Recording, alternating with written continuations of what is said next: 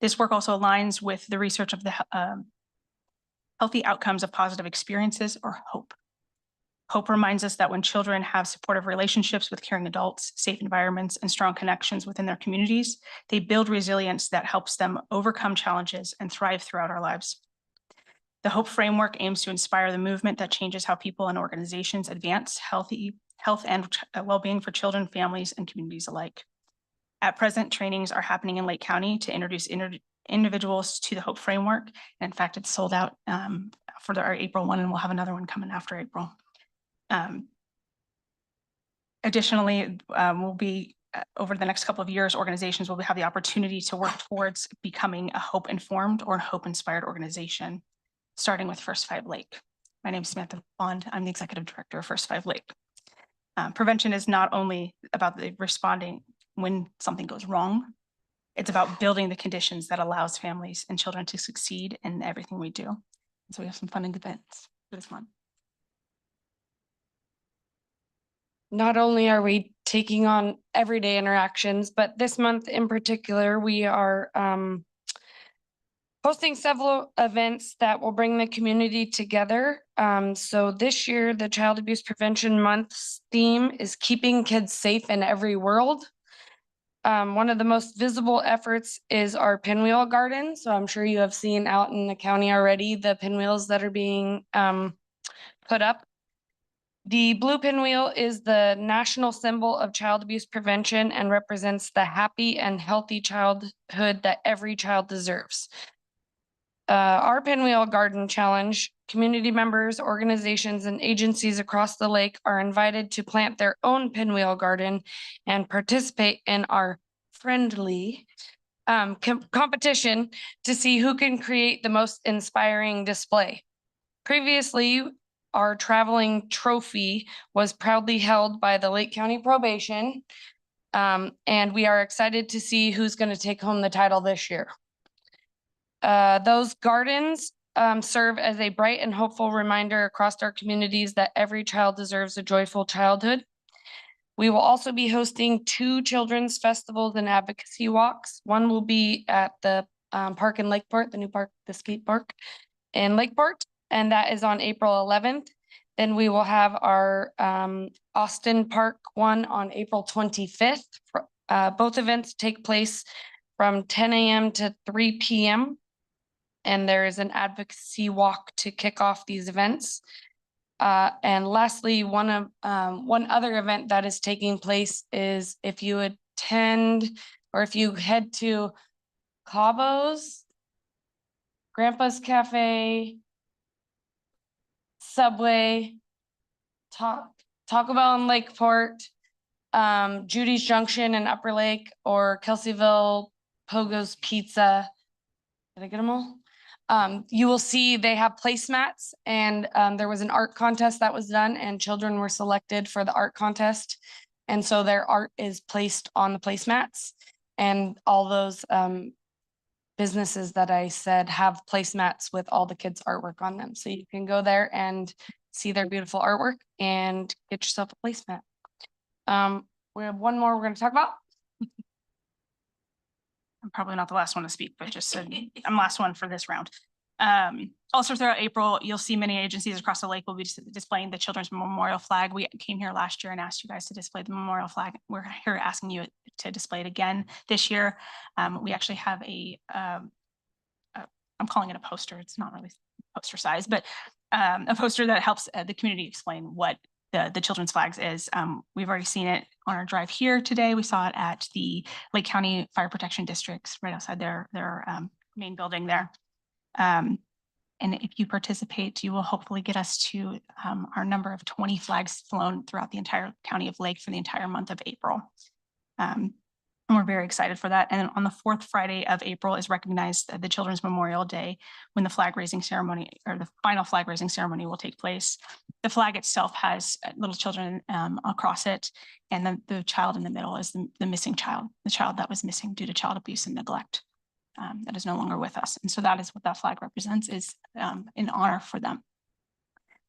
Child abuse prevention is not just a program or policy. It's about everyday decisions we make in our community. For the city of Clearlake, Those decisions often come in the form of policies, funding priorities, and strategic plannings. We encourage you to continue keeping children and families in the mind of those decisions that you make every day here, and making sure that everything that you vote on, if it has an impact of our children and family in the county, that you take that into consideration prior to voting. With that, I thank you. And I think, Rock, do you have something? Okay, that's it then.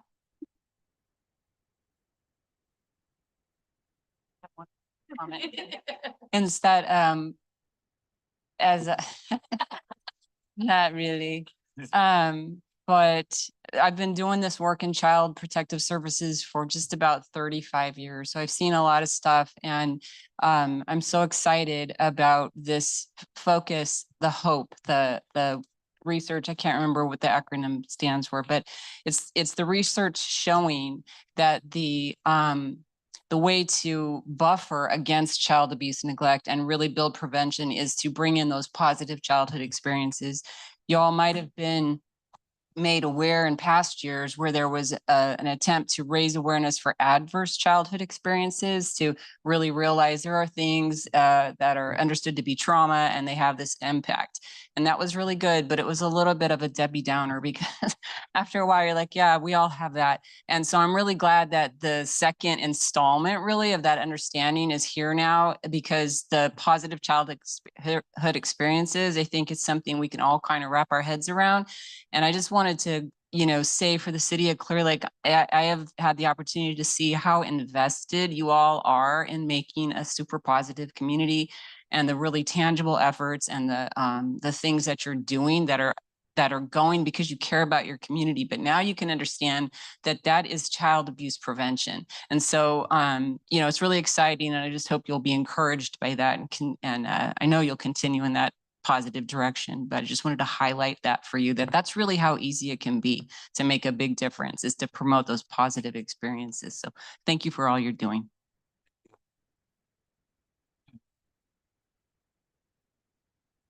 Thank you very much. We appreciate it. Thank you.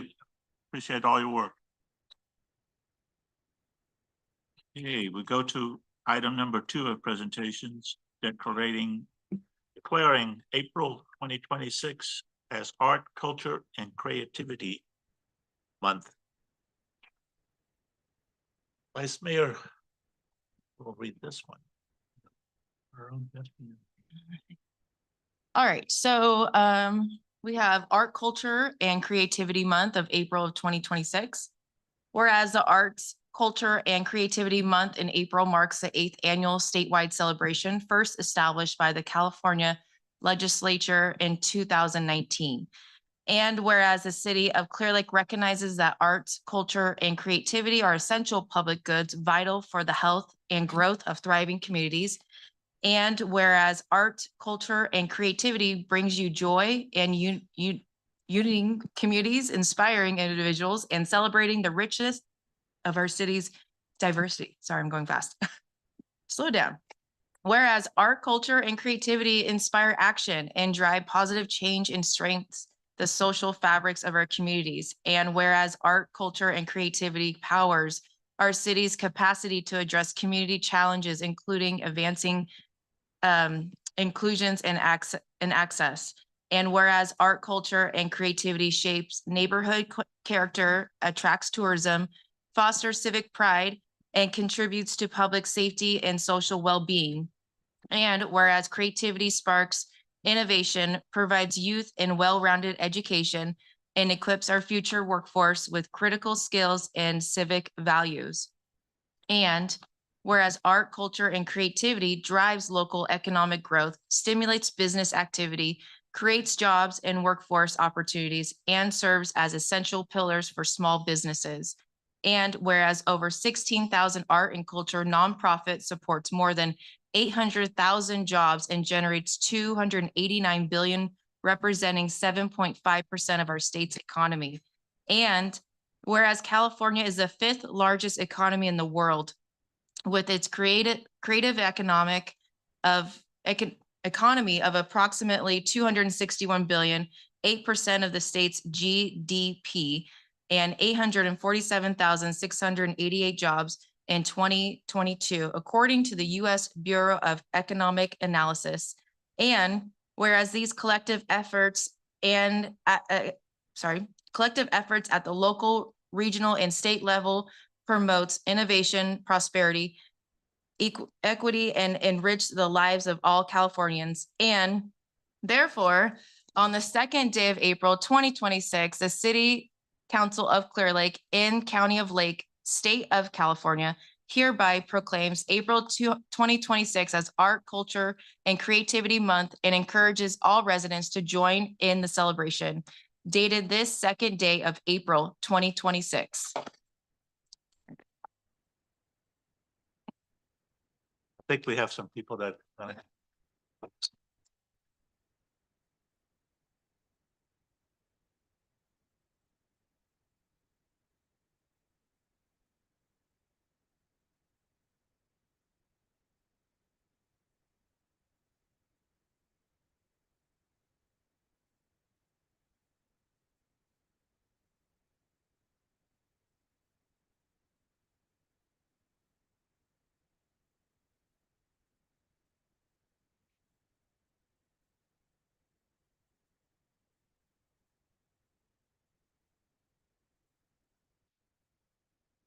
My name is Barbara Clark. I am the Executive Director of the Lake County Arts Council.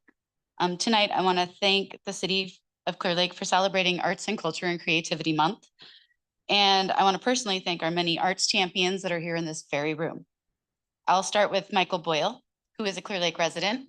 He is a board member for the Lake County Arts Council, the gallery curator for Visions Art Gallery, as well as running the Arts and Public Places program, which provides art at our Red Bud Library. Thanks, Michael. He's awesome. There are many other programs that I want to thank as well. Of course, you know, PEG TV is very accessible, very much here in the city of Clear Lake. And thank you, PEG TV, for being awesome and helping share through media what the arts can give. The Middletown Arts Center Board, I'm on it, as well as Mary Wilson, council member Mary Wilson. The Middletown Arts Center provides arts not only in Middletown, but they attend Clear Lake events and they help with arts education for the youth of Clear Lake. John Tomlinson, back here, who also runs our Shakespeare at the Lake program and is a board member of Lake County Theater Company. And we have brought Shakespeare at the Lake, which is now a tradition in Clear Lake as well, the first weekend of August every year. And I also want to extend on behalf of the Lake County Theater Company and all of the arts to applaud Vice Mayor Tara Downey for her first exploration as a leading role in her first acting performance, Beyond Therapy, which ended last month. I really just want to thank all these people that I've mentioned, all these groups, because you embody the creativity and the artistic heart of Clear Lake. And I want to thank you for that. Thank you for celebrating Arts, Culture, and Creativity Month. Please continue to support the arts, support the events, support the placemats that children are making, because that's what's going to continue us growing the culture that is Lake County. Thank you. Thank you. Thank you, Barbara. Thank you.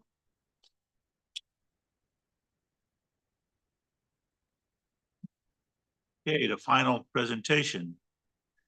Fair Housing Month, April 2026. Whereas the Fair Housing Act enacted on April 11th, 1968 enshrined into federal law the goal of eliminating racial segregation and ending housing discrimination in the United States. And whereas the Fair Housing Act prohibits discrimination in housing based on race, color, religion, sex, family status, national origin, and disability, and commits recipients of federal funding to affirmly further fair housing in their communities.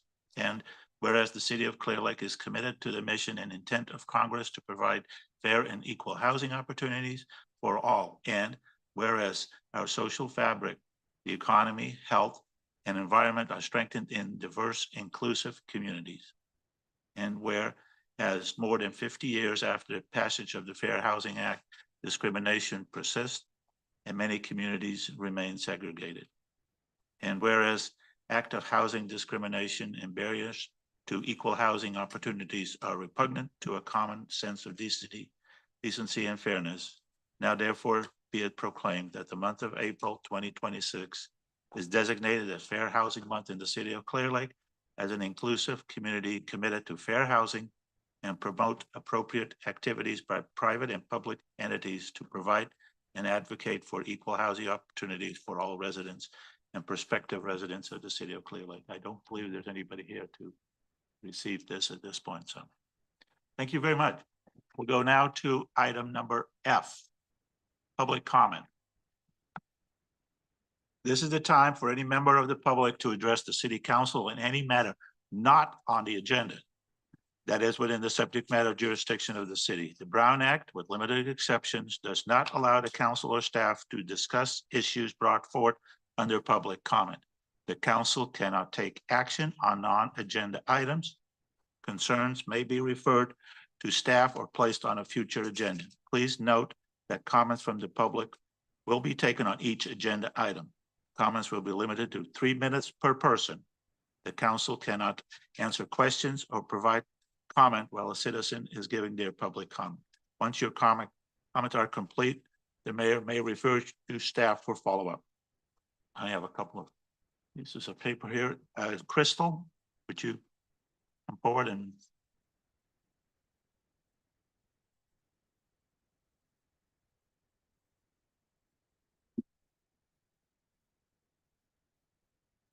My name is Crystal Pack. I am the power of attorney for the property on Sycamore Street. I stood here on March 19th regarding the retaliatory red tag from June of 2021. While I was at this podium that night, the city sent a panic dump of my records at 6:54 p.m. This was a 35-day stall that resulted in 6 zip files containing primarily duplicate copies of my own correspondence with the city, a clear attempt to bury the evidence. I have since reviewed the actual footage and am formally notifying this council that I am filing a complaint with the civil grand jury. On February 12th, an officer reached inside my personal vehicle to take pictures. Following this, the harassment escalated on February 23rd with the officer taking photos up and over my 6-foot fence. The city provided chopped and edited body cam footage that has been stripped of its metadata to hide their timing of their trespass. This department has a history of zooming and cropping pictures to fit its false narrative. Yet the audio still captures an officer stating, "I'm going to go take some pictures, see how more mad I can make them." The city now claims that no other body cam footage exists for any other date other than or any other case besides the February 12th. This is a blatant lie. The department's conducted 4 unauthorized inspections with 0 notice on February 12th, 23rd, March 5th, March 25th. I am holding the certified mail receipts, the green slips, for the formal writing I sent them that was ignored. While they ignored my letters, they found time to tag my vehicle for that scheduled inspection on the February 27th, but they never showed up. The manipulation continues in the written records. In 2023, the log notes from February 14th entry was overwritten with the date of March 7th. The metadata of these log notes proves the digital records was altered to fit the narrative, directly contradicting an email from Lee Lambert dated March 13th of 2023. Furthermore, the city is demanding interior access by April 10th for a fence fire from July of 2025 that the fire chief cleared 9 months ago. The fence has since been replaced and there is no probable cause to enter a private home for a non-existent fence fire from last summer. I've passed my building inspection March of 22, yet you are manufacturing violations to block my PG&E, despite closing cases in 2019 and 2020 with the exact same utility conditions. I will not be bullied while the city overwrites its logs, strips its metadata from its records, and loses every other piece of body cam footage in existence. I'll see you in the records. Thank you. next person, Kathy Plowman?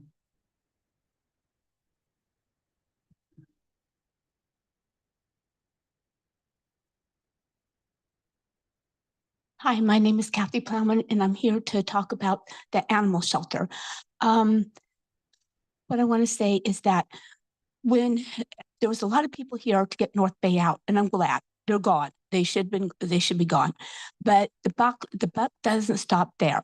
We need a proper shelter down there. And I'm tired of hearing from down here that there's not the money, there's not, and stuff. Find it. I keep saying, find it. They need a proper shelter down there until those animals get one. We have failed. We have failed the animals. We have failed Clearlake. So we need to move forward. We need to get them a proper shelter. We need to, and for the people that work down there too, because they can't do a proper, I can't believe they can do a proper, any kind of proper work down there with that mess that's down there. That's not a shelter. That's a disgrace, a disgrace. And until we move forward and get it done, I'm going to be here every single city council meeting. I'm going to keep talking about it. You guys are going to roll your eyes. You're not going to care because I've been in some meetings with you guys and I know what you say. So anyway, I want this to go forward. I want a proper shelter down there. And maybe the only way to get it done is Charmaine. Maybe she should be the one to build a proper shelter, because I don't think any of you guys are going to do it. You're not going to. You've made it very clear you don't care about the animals. You care about your animals, but you don't care about any other animals. So until that shelter is built, and hopefully maybe she can get it done, because there is money out there. You got the proper grant writer, you can get it done.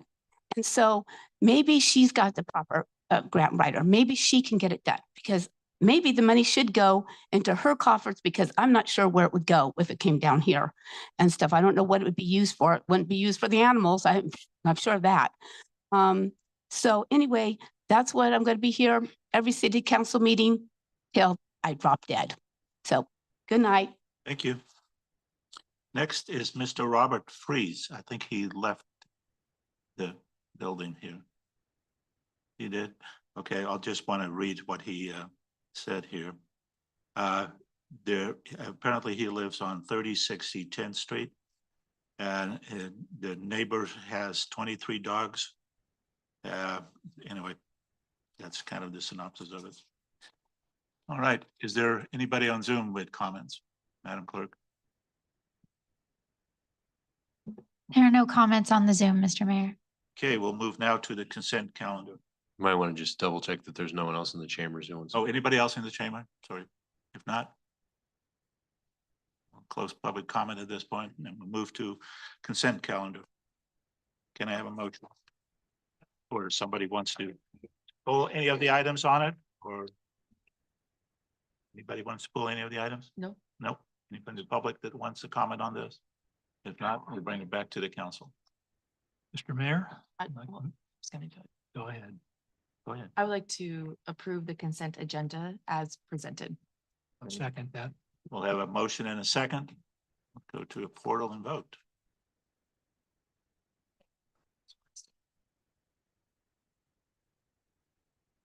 Okay. We'll go to, Motion passes with unanimous vote of the council. we'll move now to business items. Item number 8. Agreement with the city of Lake for supplemental law enforcement services. Mr. City Manager. Chief Hobbs will present the staff report on this item. Good evening, Mayor, members of the council. Tonight, the council is being asked to authorize the police chief to enter into an agreement with the city of Lakeport to provide supplemental law enforcement services. The Lakeport Police Department has requested assistance from the Clearlake Police Department to cover patrol shifts due to temporary staffing challenges. The Clearlake Police Department has sufficient staffing to provide this coverage on an overtime basis without negatively impacting our department. In August of 22 through November of 2022, we did the same service for them. For those months, we had covered approximately 41 shifts for them during that time. This time around, they're asking for these services to potentially happen from May of this year to October of this year. We don't have a total number of shifts, but they'll all be voluntarily basis for our staff to work those if available. Normally in law enforcement, we provide mutual aid to other agencies if requested without compensation. However, in this proposed situation, since we'll be covering a large number of shifts over a lengthy period of time, we want this agreement in place to compensate our department for providing the services to them. The agreement will go both ways. So in the event we needed staffing coverage outside of emergency mutual aid, they could provide it within this agreement as well. And with that, that's about it on this one. So if there's any questions, I could answer those. Any questions? With the funding, will that come out of, will Clearlake be paying for, or will Lakeport be paying for it? Yes, they'll reimburse us. Last time around of the 4 months we did the 41 shifts, we invoiced them approximately $26,500 over those 4 months to cover those shifts. And we sent invoices roughly every month. They paid the invoices, so there was no cost to the city. Contract covers the overtime cost of the employee, covers vehicle fuel, wear and tear on the vehicle, any costs that occur to us. And will it go based off like seniority on who can apply for these shifts, or? Yes, we plan on doing the same thing as last time. So they'll give us the shifts they need covered in a period of time, let's say a 2-week period or a month period. We will post those shifts for our staff, and then our staff can sign up for them, assuming they have the day off and doesn't affect their current work schedule. They can pick those shifts. Any other questions? If not, opening to it. Comment. I was just curious if we used our patrol vehicles, but it sounds like we do. Yes, we do. Okay, So that, go ahead. so to follow up, so that compensation includes the use of the vehicle, or? Yes, we bill them for mileage and wear and tear on the vehicle. Yes, yeah. All right, any other questions from staff? If not, we open to the public. Any public comment on this item? If not, is there anybody on Zoom for this item, Madam Clerk? There are no comments on the Zoom, Mr. Mayor. Okay, well, any, Oh. bring it back. Any more discussion? If not, I'll take a motion. Yeah, Mr. Mayor, I'd like to make a motion to accept the agreement and approve the agreement with the city of Lakeport for supplemental law enforcement services and authorize the city manager to sign. I second it. Yeah, I'll go to our portal and vote.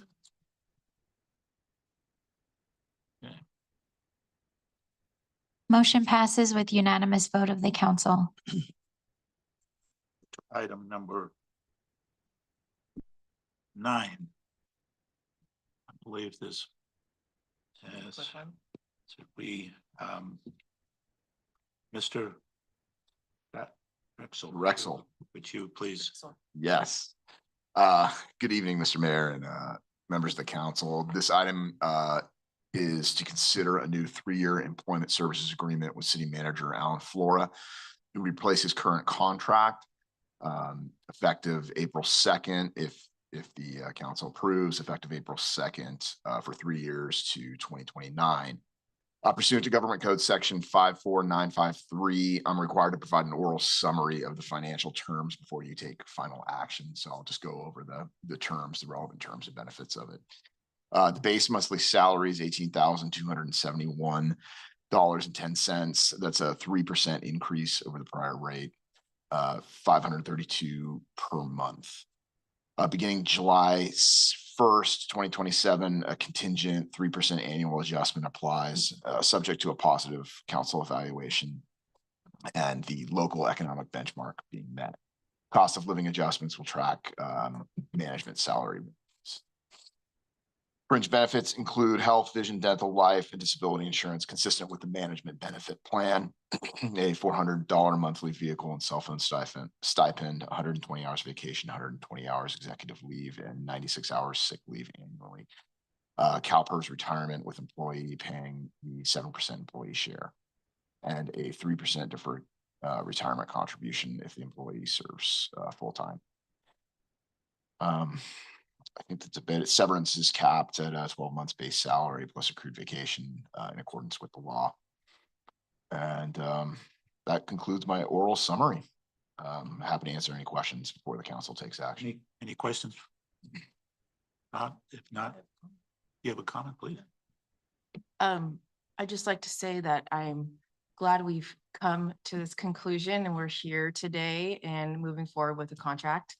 I know it's it's been a journey this past year working with you, Alan, and we've had some ups and downs, but I think we're moving in a right direction, and I enjoy working with you, and we found a common ground with a lot of things lately, and so I'm excited to be working with you and making sure that our city is being taken care of and the people are being taken care of, and just keep providing and keep pushing and just doing things better for the city. So thank you. Any other comments? If not, I'm opening it to the public. Any public comment on this item? If not, anybody on Zoom, Madam Clerk? There are no comments on the Zoom, Mr. Mayor. Bring it back to the council. Can we have a motion, please? Yes, Mr. Mayor. I'd like to make a motion to approve the employment services agreement as discussed and as presented. And I think that Vice Mayor Downey's comments were well said, and I do agree with them. So I do then make that motion. Okay, we have a motion and a second. I'll second. All right, we'll go to our portal.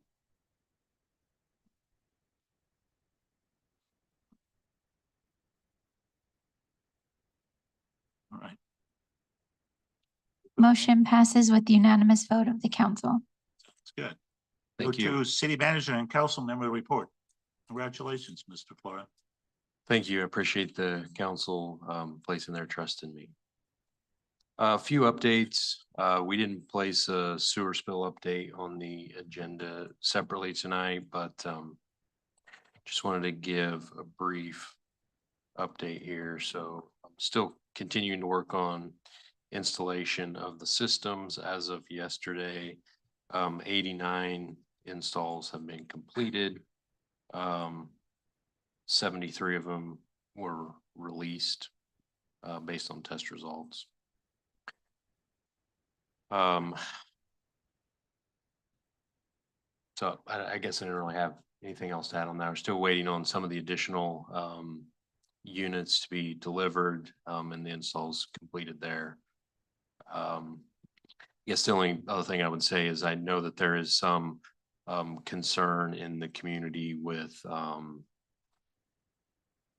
water quality issues that have existed long before the sewer spill that kind of continue to persist and are causing problems for folks. But the information that we have does not relate any of those situations with the impacts of the sewer spill itself.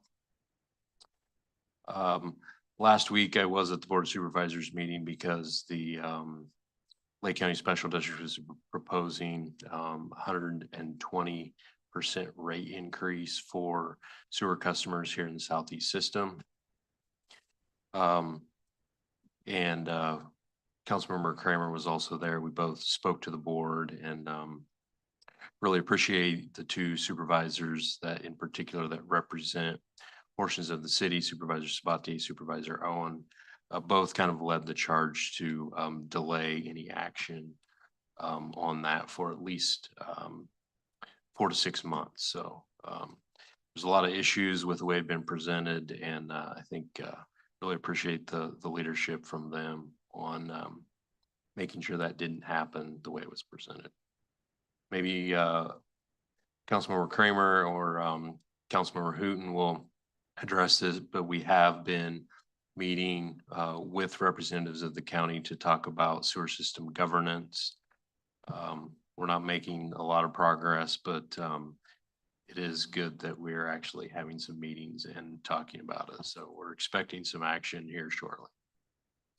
On Monday, we submitted an application for $1 million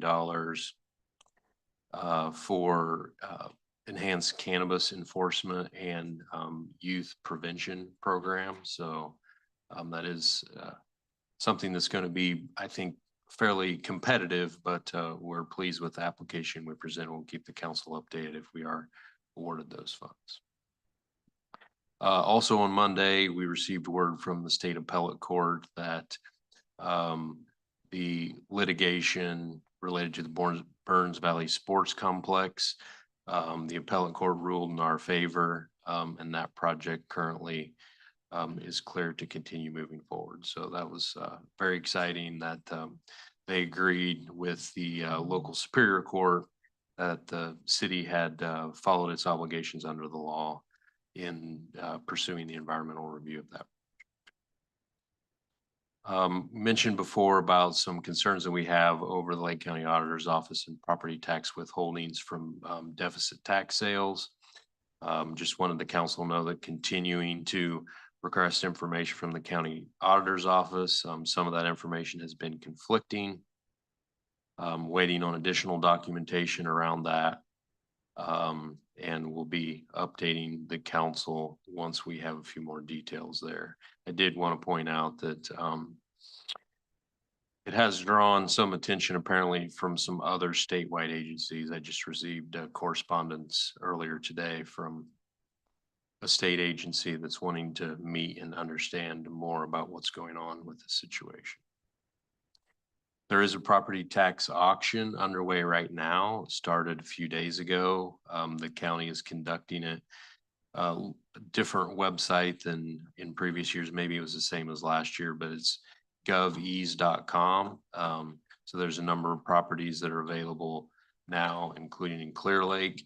All of those auctions end at various times tomorrow. So if anyone, anyone who may be interested, there's not a lot of time left, but I encourage them to take a look. And that link can be accessed by going to govease.com and putting in Lake County, or it's available through the tax collector's website. A few weeks ago, you approved a contract for a new archaeologist to prepare an archaeological report for the airport environmental impact report, which is held up completion of the public draft of the EIR. We have been working with the new contractor, but just over a week ago, we actually received the final report from the first archaeologist that we contracted with. And so we've been going through that. We think it's a good report, and fortunately, it's going to be able to be used for the environmental impact report, and we'll be able to probably shave a few months off of releasing the public draft from where we thought we were just a few weeks ago. Wanted to remind the community that it's time for vegetation mitigation to pick back up. So per the city's ordinance, you need to have your vegetation trimmed down by May 1st, or you will be getting notices of violations from code enforcement. So hopefully everyone, we got a lot of vegetation growing quickly this year with the weather. So just a reminder to everyone to get that going. Clerk, the Clearlake Environmental Research Center be holding a chipping program May 20th through 22nd here in Clearlake. I'm not sure if they've done that in the city before at all, but there's more information on that in the Clearlake newsletter, which went out this afternoon. Also had a meeting this week with Lakeport and the county related to our recycling redemption center. The city hasn't had one for a number of years. Our waste hauler opened one in Lower Lake, which has been open for a few months. They notified us that their grant, unless extended, is going to be running out, and in May they're going to be closing that down again. So we are going to be doing some coordinated lobbying efforts to try and get the state to extend that grant so that it can continue. We also, actually, I think next week we have a use permit that'll be coming before the Planning Commission for a local group wants to establish one of those redemption centers out on Augulin Canyon Road. So they may be able to get one up and going, but wanted to just share that information. The last thing, I guess, is just that also in the newsletter, we pushed out on social media over the last day, or I think yesterday. Our PR firm is holding a photo contest the month of April. So encourage anyone, if you have some good photos or want to take some. I think we've already got several dozen submittals already. So with that, that's my report. All right. Okay, Councilmember Newton, you have anything to report? I can just add a little bit to what Mr. Flores said about the committee that I'm on with Kramer, Councilmember Kramer. We have had a few meetings with the county and special districts, and we are doing our best to stand our ground and be sure that the city will have fair and accurate representation on the new board that is going to be formed and will be governing sanitation systems ran through the county and majority of the city of Clear Lake here in the future and from there on out. So we're doing the hard work. Councilwoman Wilson. On March 20th, I met with the Cal City's Equity Advisory Committee. Right now, we're working on a survey for Cal City members to identify equity needs. Part of the discussion has to do with resources on how to address equity initiatives in the state without losing federal funding in response to federal restrictions. We're working also on a timeline to get the survey out and yeah, that's enough on that one. Although this is not a mayoral committee, the Public Defenders Oversight Committee was formatted for the first, and we met for the first time on March 26th. The goal is to make sure that we put our first task is to put together bylaws and that will oversee the Public Defender's Office. It's important to realize this committee hasn't met in over 20 years. This is the first time that it's coming together. And I was made the chair of the committee. Congratulations. Thank you. I think. And then we met this afternoon with the Continuum of Care. I'm sitting on one of the city seats for the executive committee. In the general meeting, we had some presentations on the work that the Continuum of Care has done for the past 3 years. What I was really impressed with is that we're professionalizing the gathering of data, and the efforts are very there are people who are really driven to improve the data that we're getting. One of the things that was presented was that over the past 3 years, the amount of people who are re-entering homelessness has gone down over and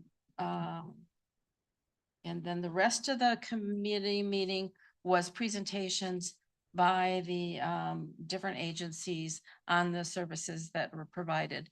And I urge people to watch the Continuum of Care's website because it will have all of those services highlighted on there. One sad thing is due to funding losses on June 1st, the peer support centers in the county will be closing. That's it. Councilman Kramer. Yes. Well, City Manager Flora and Council Member Hooton took away some of my thunder. Yes, we did. We have had meetings, 2 meetings so far with representatives from the county, Supervisor Abache and Owens, plus some staff. And we are fighting hard to get the best representation we can for the city of Clear Lake, for the Southeast Sewer Plant. They're looking at a 3-member committee. At this point, the county wants to have 2 members and we have 1. We're talking about it. So that's going to be ongoing conversations. And hopefully we'll come up with something that we feel that we have some more input on how that system is run. I think we meet again next week, if I remember.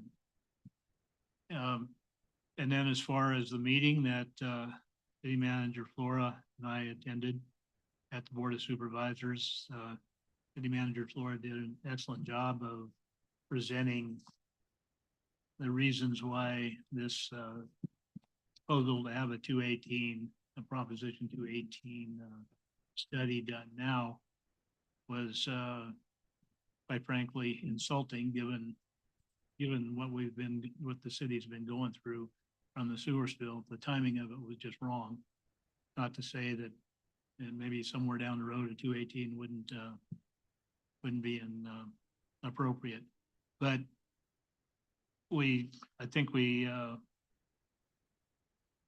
gave our comments with regard to a number of things that were presented that we disagreed with, things that were outright just wrong.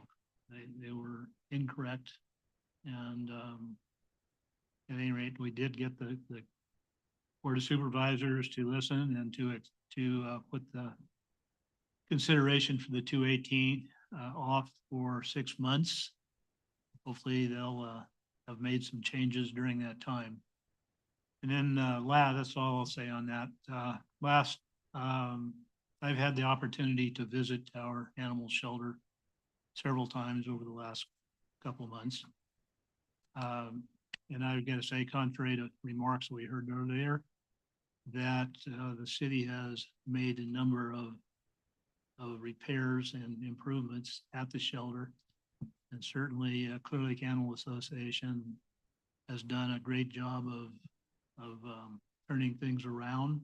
Certainly there's a ways to go, but I believe that there has been much positive improvements made, and I feel confident that there will be more coming in the future. That's all I have. Okay. Vice Mayor Downey.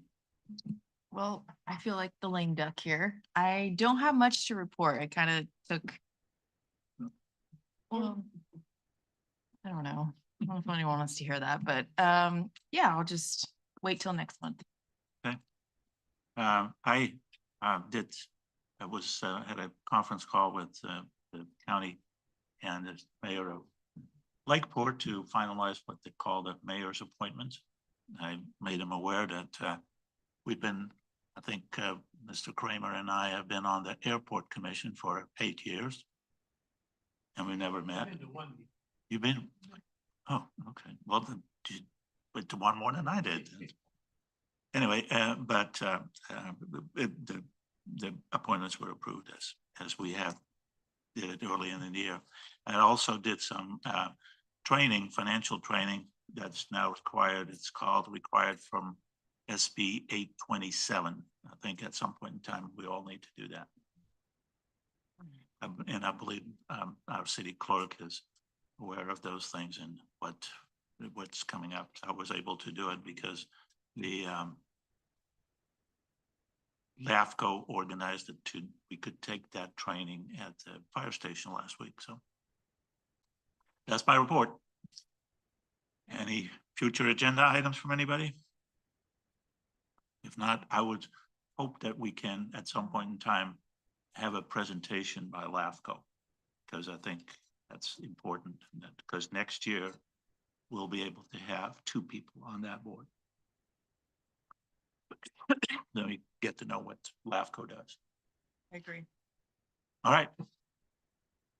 We'll close to closed session. Meeting is adjourned to closure. See?